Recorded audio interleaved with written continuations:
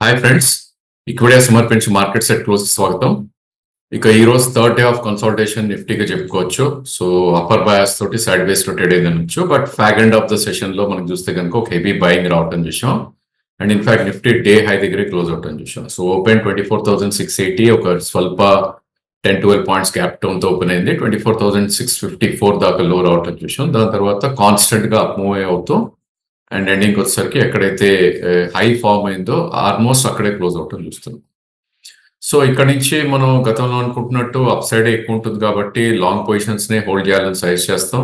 Only hurdle ఎక్కడ వస్తుంది మనకంటే కనుక 22nd ఆగస్ట్ రోజు ఏదైతే గ్యాప్ క్రియేట్ అయిందో 24,851 అండ్ 24,956 ఆ గ్యాప్ అవుట్ ఫిల్ చేసే ప్రయత్నం చేస్తుంది రానున్న కపుల్ ఆఫ్ డేస్ లో.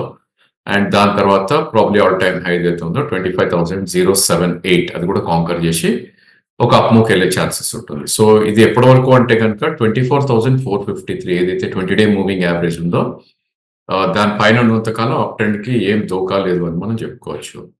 బట్ ద డే 24,450 కింద క్లోజ్ అయిన రోజు డెఫినెట్లీ లాంగ్ పొజిషన్స్ కట్ చేసి మళ్ళీ స్వల్పంగా షార్ట్ పొజిషన్స్ అనేది అటెంప్ట్ చేయాలి. సో ప్రాబ్లీ ఈ స్టేజ్ లో అయితే రిస్క్ అయితే ఎక్కువ లేదు కాబట్టి కొద్ది డిప్స్ లో మనం కొంటే కనుక I think that would be a good idea అని మా సజెషన్. ఇక ఈరోజు డిఫెన్సివ్స్ ఆర్ బ్యాక్ అని చెప్పుకోవచ్చు. So pharma and FMCG stocks లో they was good buying. So this is the biggest gainer నిఫ్టీలో మనం చెప్పుకోవచ్చు. And other names like doctor Reddy కానీ సన్ ఫార్మా ఇవన్నీ కూడా ఒక మంచి అప్ మూవ్ అవటం చూసాం. ఇన్ఫాక్ట్ సిప్లా లాంటి స్టాక్స్ లో కూడా గుడ్ మూవ్ అవటం చూసాం. ఇక ఎఫ్ఎంసీజీ స్పేస్ లోకి మనం వెళ్ళి చూస్తే కనుక ప్రాబ్లీ గెయినర్స్ లో చూస్తే I think most of the stocks like Lever కానీ నెస్లే కానీ బ్రిటానియా ఇవన్నీ కూడా ఒక మంచి అవుట్ పర్ఫార్మెన్స్ ఈ రోజు రావటం విషయం. ఇక ఫినాన్స్ స్పేస్ లో కొన్ని స్టాక్స్ సైడ్ తీసుకున్నాయని చెప్పొచ్చు. ఇన్సూరెన్స్ స్టాక్స్ లో there was some good move ఈ రోజు కూడా. నిన్న ఏదైతే ఒక మంచి అప్ మూవ్ వచ్చిందో ఈ రోజు అది కంటిన్యూ అయింది. SBI life, HDFC life around 1.5 to 2.5% మధ్యలో పెరగటం చూసాం. దానికి ప్రధాన రీజన్ ఆల్ ఇన్సూరెన్స్ కంపెనీస్ ఈ రోజు పెరిగాయి. దానికి కారణం ఏంటంటే వాళ్ళ ప్రీమియమ్స్ ఈ క్వార్టర్ లో మంచిగా కలెక్ట్ అయ్యాయని ఒక న్యూస్ రావడం తోటి. ఇక అదానీస్ ఆఫ్టర్ ప్రొలాంగ్డ్ సెల్లింగ్ ఈ రోజు కొద్దిగా పాజిటివ్ ట్రేడ్ అవడం చూసాం. ఇక ఆటో స్టాక్స్ కూడా మేబీ షార్ట్ కవరింగ్ అనుకోవచ్చు. హీరో మోటార్, బజాజ్ ఆటో లాంటి స్టాక్స్ లో there was a good move. And public sector space కూడా కొద్ది సైడ్ తీసుకుని అని చెప్పొచ్చు. సో ఎక్కడైతే మనకి స్టాక్స్ లైక్ కోల్ ఇండియా ఇలాంటివి పెరిగాయో అదర్ నేమ్స్ కొద్దిగా వీక్ గా ట్రేడ్ అవటం చూసాం. ఇక టైటాన్ కూడా ఈరోజు పాజిటివ్ గా ట్రేడ్ అయింది. ఇన్ఫాక్ట్ సెకండ్ బిగ్గెస్ట్ గెయినర్ గా చెప్పుకోవచ్చు. 2.46% అని చెప్పొచ్చు. ఇక వీక్ అయిన వాటిల్లో ఐటీ కొన్ని stocks they've gone weak. So probably tech Mahindra, Wipro లాంటి స్టాక్స్ కొద్దిగా వీక్ గా ట్రేడ్ అవుతాం. మెటల్స్ లో మనకి అగైన్ టాటా స్టీల్ వీక్ గా ట్రేడ్ అయింది. ఇందాకే చెప్పినట్టు పబ్లిక్ సెక్టర్ ఎంటర్ప్రైజ్ సైడ్స్ తీసుకొని పవర్ గ్రిడ్ కొద్దిగా వీక్ గా ట్రేడ్ అయింది. ఇన్ఫాక్ట్ ఓఎన్జీసీ కూడా నెగిటివ్ లో ట్రేడ్ అయింది. Maybe state bank banking space లో ఇంకా other names like ICICI bank కానీ అల్ట్రాటెక్ కానీ ఇవన్నీ కూడా కొద్దిగా వీక్ గా ట్రేడ్ అవటం విషయం. ఇక బ్యాంక్ నిఫ్టీ విషయానికి వస్తే కనుక నిన్ననే మనం అనుకున్నాం ప్రాబ్లీ ఈ రోజు ఎక్స్పైరీ ఏదైతే ఉందో అది క్లియర్లీ ప్లే చేస్తుంది అనేది మనకు క్లియర్ గా కనపడింది. ఎందుకంటే bank Nifty compare to Nifty కొద్దిగా బిగ్ గ్యాప్ డౌన్ ఓపెన్ అయింది. 180 పాయింట్స్ కింద ఓపెన్ అయింది. నిన్న హైకి దరిదాపుల్లో కూడా రాలేదు. సో నిన్న హై చూస్తే 51,025, ఈ రోజు ఓపెనింగ్ 50,666. అఫ్ కోర్స్ అక్కడి నుంచి ఒక 100 పాయింట్స్ పైకి వెళ్ళింది 5772 తర్వాత. దాని తర్వాత మోస్ట్ ఆఫ్ ద సెషన్ అంతా నెగటివ్ లో ట్రేడ్ అవటం చూసాం. Of course last half an hour ఒక మంచి పుల్ బ్యాక్ వచ్చి లో ఏదైతే ఫామ్ అయిందో 50,888 నుంచి 50,735 అంటే లో నుంచి చూస్తే 400 పాయింట్స్ పైన బ్యాంక్ నిఫ్టీ క్లోజ్ అవటం చూసాం. Still bank Nifty by on dips కానీ చెప్పుకోవచ్చు. ఎందుకంటే 50,280 దగ్గర ఒక మేజర్ సపోర్ట్ ఉంది. అఫ్ కోర్స్ దీనికి బ్రేక్అవుట్ రావాలంటే 51,087 పైన క్లోజ్ అవ్వాలి. మేబీ అది వస్తుందని అనుకుంటే అక్కడ నుంచి 600 to 700 పాయింట్స్ కూడా అప్ ఉండే ఛాన్సెస్ ఉంటుంది.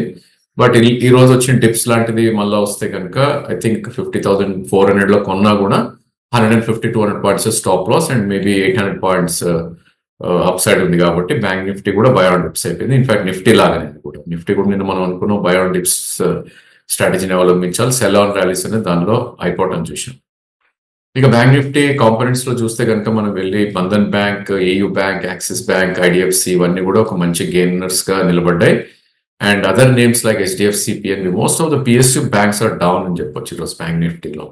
ఎందుకంటే పిఎన్బి కానీ ఎస్బీఐ కానీ బిఓబి ఇవన్నీ కూడా కొద్దిగా వీక్ గా ట్రేడ్ అయ్యాయి. అఫ్ కోర్స్ పెద్ద బిగ్ వీక్నెస్ కాదు కానీ బట్ స్వల్పంగా 0.1 నుంచి 0.6 వరకు కూడా డౌన్ గా క్లోజ్ అవటం చూసాం. ఇక్కడ F&O స్పేస్ లోకి మనం వెళ్ళి చూస్తే కనుక ఫినాన్షియల్స్ ఏవైతే నేను అవుట్ పర్ఫార్మ్ చేసామో ఈ రోజు ఫాలో బయింగ్ అనేది రావటం చేసాం ఆ స్పేస్ లో. So stocks like RBL bank కానీ, Muthoot finance, Manappuram finance, HDFC AMC ఇవన్నీ కూడా ఒక మంచి అప్మూవ్ రావటం చూసాం. ఇంకా క్యాపిటల్ గుడ్స్ లో స్వల్పంగా ఒక ర్యాలీ రావటం చూసాం. Stocks like ABB and FMCG ఇక్కడ కూడా మంచి పర్ఫార్మ్ చేసింది. డాబర్ అండ్ మ్యారికో లాంటి stocks. In fact mid cap pharma except for Aurobindo all are gainers అని చెప్పొచ్చు ఈ రోజు. సో మనకి చూస్తే కనుక బయోకాన్ నుంచి గ్రాన్యూల్స్, గ్లెన్మార్క్ ఇవన్నీ కూడా.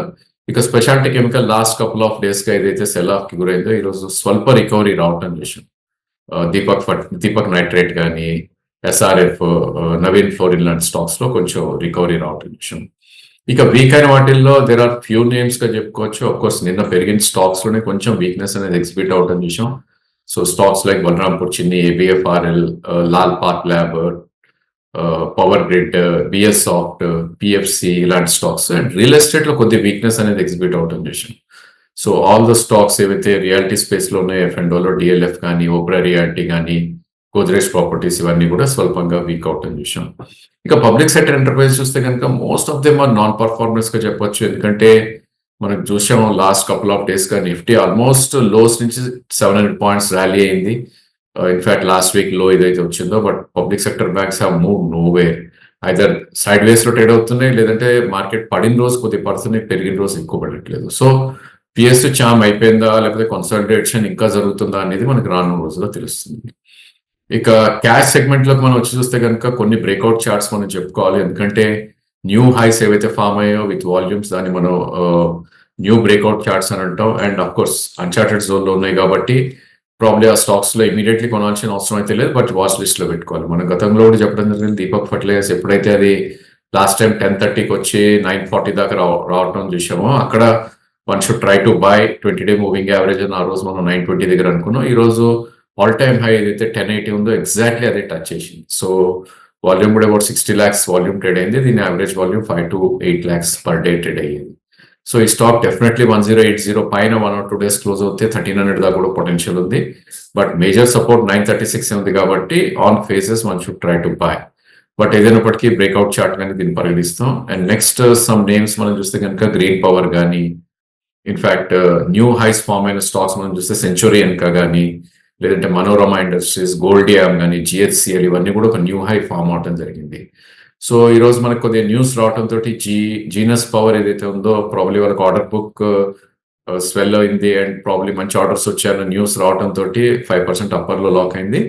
ఇక కొన్ని నేమ్స్ ఏవైతే లోస్ నుంచి రికవర్ అయ్యాలో వాటిని చెప్పుకోవాలంటే కనుక అఫ్ కోర్స్ ఈ బ్రేక్అవుట్ చార్ట్స్ అయితే కాదు, but near to the life time high ఏవైతే ఉన్నాయో ప్రాబ్లీ ఆ స్టాక్స్ మనం నేమ్స్ చూస్తే కనుక పిఎన్బి హౌసింగ్ ఫస్ట్ గా చెప్పుకోవాలి. 10% పైన క్లోజ్ అవటం చూసాం ఈరోజు ఆల్మోస్ట్. ఇన్ఫాక్ట్ దీనిలో బ్లాక్ డీల్ కూడా జరగటం చూసాం అరౌండ్ 810 ఆ స్పేస్ లో, అండ్ అక్కడి నుంచి 100 రూపీస్ పెరిగింది. సో జనరల్లీ డిస్కౌంట్ లో ఎప్పుడైతే బ్లాక్ డీల్స్ అవుతాయో ఆ స్టాక్స్ కొంచెం డిప్రెస్డ్ అవటం చూసాం. హిందుస్థాన్ జింక్ లాంటి స్టాక్స్ లో ఓఎఫ్ఎస్ ఏదైతే అనౌన్స్ చేసిందో, బట్ ఈ స్టాక్ కి there is lot of demand అని ఒక ఇండికేషన్ ఇస్తుంది మనకి. ఇంకా అదర్ నేమ్స్ లైక్ డికాల్ కానీ, మోంటకార్ల కానీ, ప్రికామ్ కానీ, సిఎస్సి, వీల్స్ ఇండియా ఇవన్నీ కూడా లోస్ నుంచి అప్పుకొచ్చిన స్టాక్స్ గా మనం చెప్పుకోవచ్చు. ఇక వీక్ అయిన వాటిల్లో few names probably only retracement అనుకోవచ్చు. అఫ్ కోర్స్ ఎనర్జీ స్టాక్స్ లో కొద్దిగా సెల్ ఆఫ్ కి గురవడం చూస్తున్నాం మనం. కేపీఐ గ్రీన్ ఈ రోజు కూడా 5% డౌన్ సైడ్ లాక్ అయింది. And other names like premier explosives of course మనం 560 ఆ రేంజ్ లో డిస్కస్ చేసిన స్టాక్స్ 630 దాకా వెళ్ళి అగైన్ కరెక్షన్ లో ఈరోజు 590 దాకా రావడం చూసాం. ఇంకా సింఫనీ, కాపీడే, ఐనాక్స్ విండ్ ఇవన్నీ కూడా Vishnu chemical just profit taking లో భాగంగా ఇవి కొద్దిగా కరెక్ట్ అవటం చూసాం. ఇక రైల్వే స్టాక్స్ గురించి కూడా మనం చెప్పుకోవాలి. ఎందుకంటే ఈ రోజు మనకి రైల్వే మినిస్టర్ ఎవరైతే వచ్చారో ఆయన అనౌన్స్మెంట్, ఒక బిగ్ అనౌన్స్మెంట్ చేయడం జరిగింది. మేబీ మల్టీ 1000 crores ఏదైతే ఉందో ప్రాబ్లీ వందే భారత్ ఎక్స్ప్రెసెస్ తయారు చేస్తాం 80 or 100. So that will swell the books of all railway stocks అన్న ఒక న్యూస్ రావటం తోటి, బట్ ఒక్క ప్రైస్ మూమెంట్ అనేది ఎక్కడ మనకు కనపడలేదు. In fact all railway stocks like RVNL కానీ, ఐఆర్సిటిసి, ఇర్కాన్, రైల్టెల్ ఇవన్నీ కూడా స్వల్ప నష్టంకి గురైంది. సో గతంలో మనకి చూస్తే కనుక ఇలాంటి న్యూస్ వచ్చినప్పుడు 5 to 10% అప్ వచ్చే స్టాక్స్ ఇప్పుడు ఇట్స్ మూవింగ్ నో వే. అంటే దీన్ని బట్టి మనకు క్లియర్ గా అర్థమైంది ఏంటి అంటే కనుక ప్రైజెస్ ఏవైతే ఉన్నాయో head of the results or head of the books పెరిగాయి కాబట్టి అవి ఎక్కువ రియాక్ట్ అవ్వట్లేదు. సో కన్సల్టేషన్ పిఎస్యు స్పేస్ లో ఇంకా కొనసాగే ఛాన్సెస్ మనకు కనపడుతుంది.